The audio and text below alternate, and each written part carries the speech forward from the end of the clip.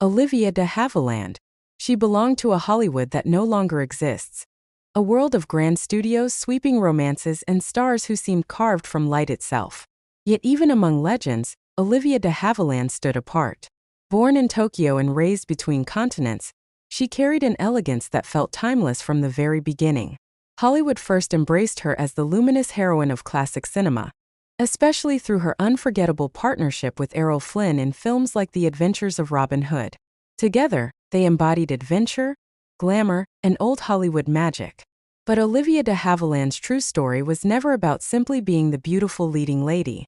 Then came Gone with the Wind. As the gentle yet emotionally resilient Melanie Hamilton, she created something extraordinary. A character whose quiet strength could stand beside even the film's loudest passions. In a movie overflowing with spectacle, her humanity endured. Behind the scenes, however, de Havilland was fighting battles far greater than any script. In an era when studios controlled actors' lives with near-total power, she challenged the system itself.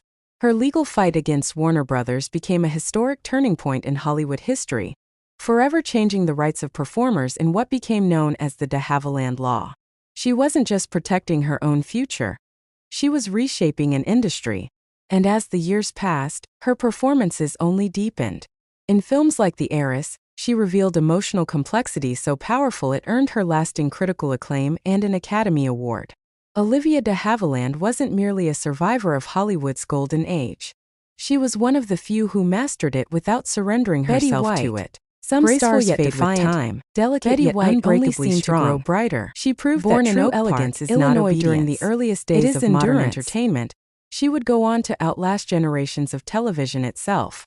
Black and white screens became color, sitcoms evolved, audiences changed, but Betty White remained, not as a relic of the past, but as someone eternally current. Her magic was never loud.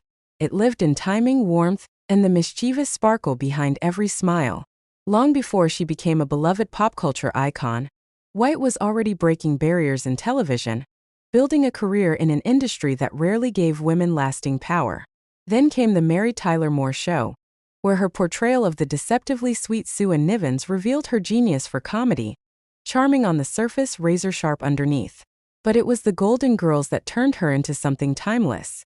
As Rose Nylund, Betty White transformed innocence into an art form. Her humor felt effortless, her delivery unforgettable. In a room full of strong personalities, she somehow became the emotional heartbeat of the show. And decades later, when most stars of her era had disappeared from public life, Betty White experienced an entirely new wave of fame. Younger generations embraced her not out of nostalgia, but because her joy felt genuine in a world that often didn't. Off-screen, her devotion to animal welfare became just as important as her acting career. Fame for her was never only about applause. It was about compassion, connection, and leaving the world softer than she found it. Betty White wasn't simply a television star.